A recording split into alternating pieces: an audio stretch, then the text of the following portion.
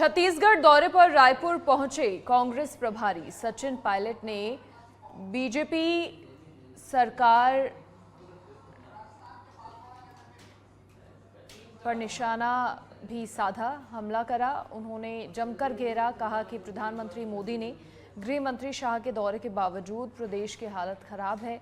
Double engine सरकार पूरी तरह फेल हो चुकी है। राजीव भवन में प्रेस वार्ता के दौरान पायलट ने बताया कि कांग्रेस अध्यक्ष मल्लिकार्जुन खड़गे 7 जुलाई को रायपुर में किसान जवान संविधान जनसभा को संबोधित करेंगे।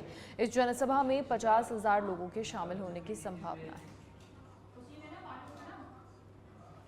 प्रदेश कांग्रेस में जो हमारे प्रकोष्ठ हैं, विभाग हैं, उन सब लोगों से, उनके अध्यक्षों से, तमाम नेताओं से संवाद हुआ और कल शाम को जो हमारे विधायकगण हैं उन सभी के साथ हम लोगों ने मीटिंग करी, रात को भोजन किया और सबसे चर्चा करने के बाद ये बात स्पष्ट है, जो फीडबैक हमें मिला है पूरे प्रदेश के कोने कोने से, कि लगभग 1.5 साल पहले जो ये सरकार बनी छत्तीसगढ़ में,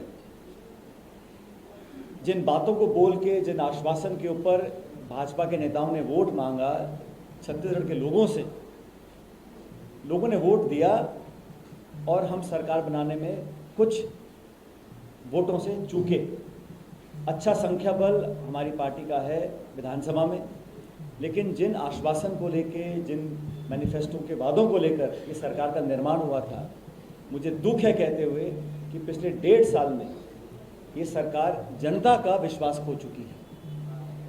कोई क्षेत्र नहीं है जहां पर ये सरकार अपनी कामयाबी।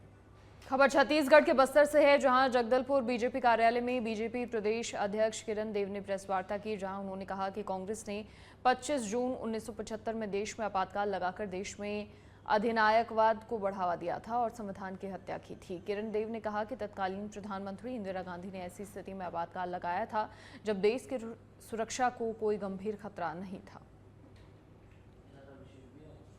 दिन 1975 में और कांग्रेस के लोकतंत्र पर कुठाराघात के 50 वर्ष पूर्ण हो रहे हैं।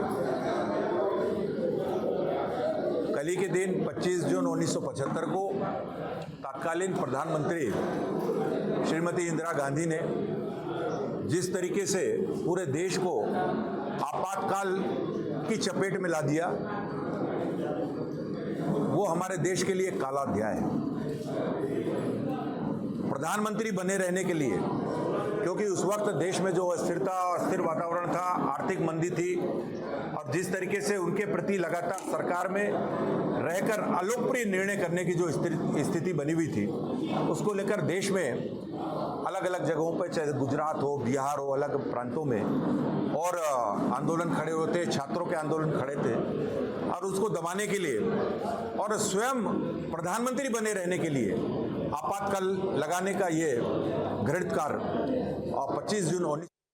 और अब छत्तीसगढ़ के बिलासपुर से बड़ी खबर, जहां एक्शन मोड में छत्तीसगढ़ वक्फ बोर्ड वक्फ संपत्तियों का लंबे समय से किराया नहीं देने वालों पर कार्रवाई। बिलासपुर के चाटापारा इलाके के 42 किराएदारों पर कार्रवाई हुई है। अब देना होगा सरकारी गाइडलाइन के हिसाब से किराया। पुराना किराया 4 किश्तों में पटाने के निर्देश हैं। छत्तीसगढ़ वक्फ बोर्ड के अध्यक्ष ने सभी किराएदारों को बुलाकर नया एग्रीमेंट करवाया है।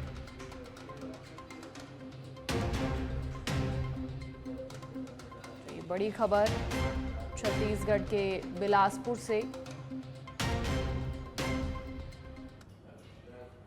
छत्तीसगढ़ के रायपुर में सूटकेस में सीमेंट में भरकर युवक का शव पड़ा मिला है। पुलिस ने सनसनीखेज मर्डर का खुलासा किया। मृतक की पहचान किशोर पैकरा के रूप में हुई है। वहीं मामले में पुलिस ने शक के आधार पर दिल्ली से एक दंपति को गिरफ्तार किया है। दोनों मर्डर के बाद फरार हो गए थे। दोनों रिटायर्ड एएसआई के बेटे बहू हैं। वहीं मर्डर की वजह क्या है अभी पता नहीं चल पाया है। कॉलोनी के पीछे कल एक ट्रंक के अंदर में डेड बॉडी बरामद हुई थी। इस पर से थाना डीडी नगर में मर्ग क्रमांक 41/2025 के रात में मर्ग कायम किया जा कर के उसकी जांच की जा रही थी। अज्ञात मृतक के संबंध में पूछताछ किए जाने, पता तलाश किए जाने पर उसको किशोर पैकरा के रूप में उसकी शिनाख्त हुई। मर्ग जांच पर अपराध पाए जाने से थाना डीडी नगर में अपराध क्रमांक 255/2025 धारा 103(1) BNS के तहत में हत्या का अपराध पंजीबद्ध कर विवेचना किया जा रहा था। इस दौरान प्राइम सस्पेक्ट के रूप में अंकित उपाध्याय और उसकी पत्नी शिवानी शर्मा के रूप में आइडेंटिफाई हुई। चूँकि ये भागने के फरार में।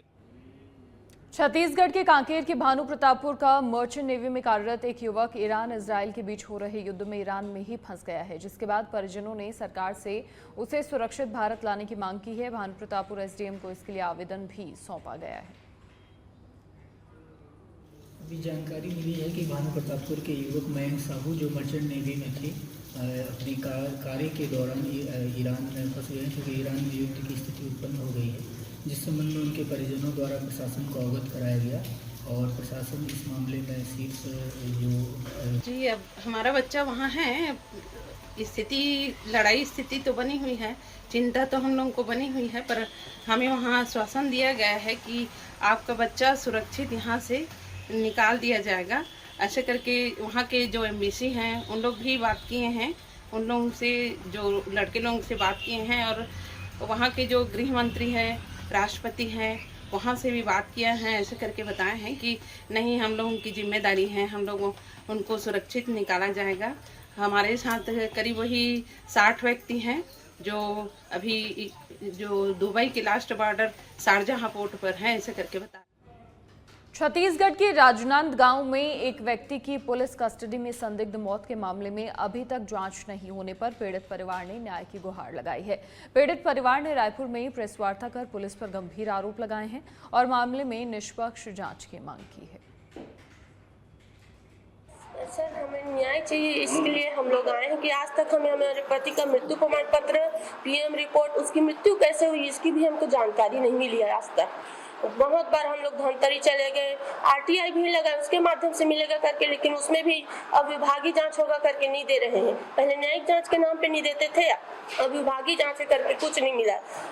जी, कब आपके पति की मृत्यु हुई? मेरे पति की मृत्यु 31 मार्च को हुई है 2025 को, और हमको ना 1 अप्रैल को पता चला उसकी मृत्यु के बारे में। किस अवस्था में मृत्यु हुई? तो पुलिस कस्टडी में उसको पुलिस वाले ले गए थे, वहीं पुलिस कस्टडी में उसकी मृत्यु हुई है। क्यों लेके गए थे पुलिस वाले? उसका लेन देन का मामला था, कुछ लेन देन का था, किसान लोग पूछ केस किए थे। कुछ गिरफ्तारी बारे? और मेरे लड़का को 29 मार्च 2025 को ले गया और मेरा बहू था, छोटे छोटे मासूम बच्चे थे उसके साथ, और वो बच्चे लोगों को छोड़ दिया, बहू को छोड़ दिया। रात हो रहा था और उनको ले गए। बच्चा कहाँ जाएगा, क्या करेगा, कोई पता नहीं। मान लो लड़की जात था, उनको छोड़ के चले गए। अब कौन थाना क्या है ये भी पता नहीं। ऐसा गलत हाथ किया वो पुलिस वाला लोग, ले गया पुलिस थाना में ले गया। इन लोग रात में 10 बजे घर पहुँचे।